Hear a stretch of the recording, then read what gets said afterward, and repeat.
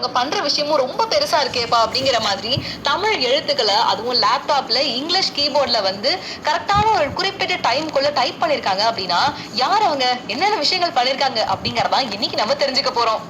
Ladies and gentlemen, இது நம்மாலு.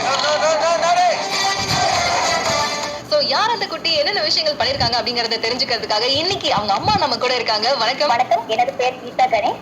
என்னோட பாப்பா பேர் வந்துட்டு சங்கீதா ஸ்ரீ. அவங்க அபிலாஷ் ஸ்கூல்ல வந்து ஃபர்ஸ்ட் ஸ்டாண்டர்ட் படிக்கிறாங்க. அவங்க என்ன பண்ணிருப்பாங்கன்னு பாத்தீங்கன்னா, அவங்க வந்து தமிழ் எழுத்துக்கள் 50 எழுத்துக்களை வந்து 24 நொடிகள் வந்து 2 விரல் யூஸ் பண்ணி மட்டும்தான் அவங்க வந்து டைப் செஞ்சிருப்பாங்க. அது இங்கிலீஷ் கீபோர்ட்ல பண்ணிருப்பாங்க. உண்மையாலுமே இது ரொம்ப பெரிய விஷயம் மேம். பட் நான் ஃபர்ஸ்ட் என்ன கேட்கணும்னு நினைக்கிறேன் அப்படின்னா, இதை ஏன் நீங்க செய்யணும்னு நினைச்சீங்க? இந்த மாதிரியான ஒரு அச்சீவ்மெண்ட் நீங்க ஏன் செய்யணும்னு ட்ரை பண்ணீங்க? அதை பத்தி சொல்லுங்களேன். மேம் ஆக்சுவலா வந்துட்டு நானும் ஒரு வேர்ல்ட் ரெக்கார்ட் ஹோல்டர் மேம்.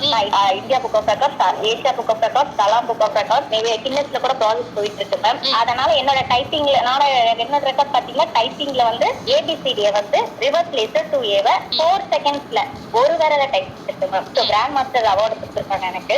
அது வந்து அதனால வந்து அவளுக்கு வந்து டைப்பிங் மேல ரொம்ப இன்ட்ரெஸ்ட். என் கூட விளையாட்டுக்கு வந்து அம்மா உங்களை மாதிரி பண்ணணும் உங்களை மாதிரி பண்ணணும்னு சொல்லியிருந்தா. எனக்கு அவளை வச்சு தமிழ்ல ஒரு ஏதாச்சும் பண்ணணும், தமிழ் வளர்ச்சிக்காக அவளை வந்து ஈடுபட வைக்கணும், அதுக்காக நான் இது பண்ணுவேன். அடேங்கப்பா, ஆச்சரியத்துக்கு மேல ஆச்சரியமா இருக்கு. அம்மாவும் வேர்ல்ட் ரெக்கார்ட் ஹோல்டரா இருக்காங்க. 4 செகண்ட் அப்படின்னா அப்பா யோசிச்சே பார்க்க முடியல. 1 2 3 4ங்கிறதுக்குள்ள டைப் பண்ணிடுவீங்களா அப்படிங்கிற மாதிரி இவ்வளவு பிரமிப்பான விஷயங்கள் இருக்கு. இன்னும் நிறைய விஷயங்கள் பேசி தெரிஞ்சுக்கலாம். ஆனா அதுக்கு முன்னாடி நமக்காக புலி படத்துல இருந்து காத்து வாக்குல கேட்டுட்டு இருக்கீங்க. கூட இது நம்ம ஆளுல கீதா கணேஷ் அவர்கிட்ட தான் பேசிட்டு இருக்கோம். அவங்களோட பொண்ணு தமிழ் டைப் ரைட்டிங் பண்ணிருக்காங்க. அது முக்கியமா தமிழ் எழுத்துக்களை 24 நொடியில 50 எழுத்துக்களை அதுவும் இங்கிலீஷ் கீபோர்ட்ல டைப் பண்ணிருக்காங்கன்றத சொல்றப்போ அதை நினைச்சு பாக்குறப்போ உண்மையாவே ரொம்ப பெரிய விஷயமா தான் இருக்கு. கீதா மேம், நீங்க சொல்லுங்க, உங்களுக்கு எவ்வளவு ஹாப்பியா இருக்கு நம்ம பொண்ணு, அதுவும் சின்ன பொண்ணு இவ்வளவு விஷயம் பண்ணிருக்காங்க அப்படிங்கிறது? அவங்க ரொம்ப என்ன சொல்றதுன்னா, பொண்ணுக்குன்னு சொல்லல, ஒரு 6 வயசு குழந்தைக்கு இது வந்து ரொம்ப ரொம்ப மிக சிறப்பான திறமை தான். ஏன்னா நான் வந்து வருஷக்கணக்கு இந்த பொய் சொல்றதுக்கு ஒன்றும் இல்லை, ரொம்ப வருஷக்கணக்கெல்லாம் வந்து நான் அவங்களுக்கு பயிற்சி எல்லாம் அளிக்கல. கிட்டத்தட்ட ஒரு 3 நான் வேற ஒரு பயிற்சி பண்ணிட்டு இருந்தேன் தமிழ் மொழி சார்ந்து.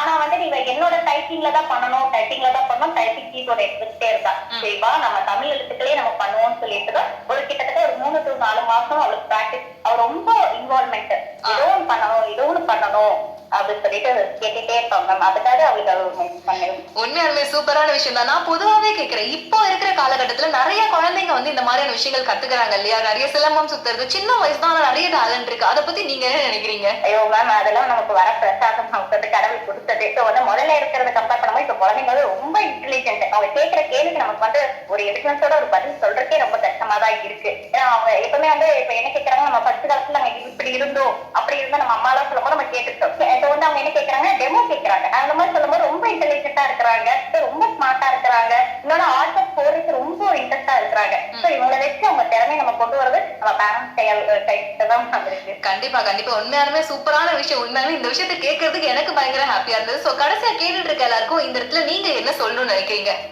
ரொம்ப தேவை மேம் பொறுமை. ஆக்சுவலா பொறுமை தான் மேம் ரொம்ப ரொம்ப இம்பார்ட்டன்ட் விஷயம். ஏன்னா குழந்தைங்க திறமை இருக்கிறத விட நம்மளுக்கு அந்த பொறுமை, ஏன்னா அது அவ குழந்தை, அவகிட்ட அந்த திறமை இருக்கு. எடுத்தோன்னு நமக்கு ஒரு வீடியோல கிடைக்கணும் ரொம்ப கஷ்டம். நான் கிட்டத்தட்ட இந்த ஒரு ரெக்கார்ட் பண்றதுக்கு ஒரு 200 வீடியோ என் போன்ல வச்சிருக்கேன் மேம். ஏன்னா ஃபர்ஸ்ட் வந்துட்டு ஆரம்பிக்கும் போது ஒரு 80 செகண்ட்ல இருப்பாங்க, 1 நிமிஷத்துல இருப்பாங்க. இந்த படிப்படியான ஒவ்வொரு நாளா பிராக்டிஸ் பண்ணி செகண்ட்ஸ் நம்மளுக்கு எடுத்தோன்னே வந்துட்டு ஒரே செகண்ட்ல கம்மி பண்ணவே முடியாது மேம். ரொம்ப கஷ்டம் குழந்தைங்க. ஏன்னா அவங்களோட கெப்பாசிட்டி நமக்கு தெரியும். பட் இதே தாண்டி அவங்க திறமையை நம்ம இன்னும் கொண்டு வரணும், கொஞ்சம் ஆர்ட் பண்ணா மட்டும்தான் முடியும். ஸோ அதனால வந்து கொஞ்சம் படிப்படியா நமக்கு குழந்தைங்க மாதிரியே நம்மளும் அவங்களோட அப்ரோச்ல பண்ணாதான் முடியும். ஸோ நம்ம அந்த இடத்துல நம்மளும் ஒரு குழந்தைங்களா மாறிடணும். உண்மையாலுமே ஒரு பெரிய எஃபர்ட் தான் அது. இவ்வளவு நாள் வந்து நீங்க ட்ரெயின் பண்ணி அதை பண்ணிருக்கீங்க அப்படின்றத கேட்கிறப்ப ரொம்ப ஹாப்பியா இருக்கு. தேங்க்யூ சோ மச் நீங்க பேசுனதுக்காக. குழந்தைங்க அப்படின்னு வரப்போ எந்த ஒரு விஷயமா இருந்தாலும் நம்மளும் குழந்தைங்க மைண்ட் செட்டுக்கு மாறி அவங்க எதுக்காக இது பண்றாங்க, அவங்களுக்கு என்ன டேலண்ட் இருக்குன்னு நம்ம புரிஞ்சுக்கிறதுன்றது ஒரு உண்மையாலுமே ஒரு அழகான புரிதல் தான். அந்த வகையில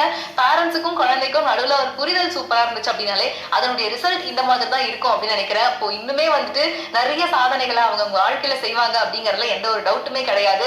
அடுத்தடுத்து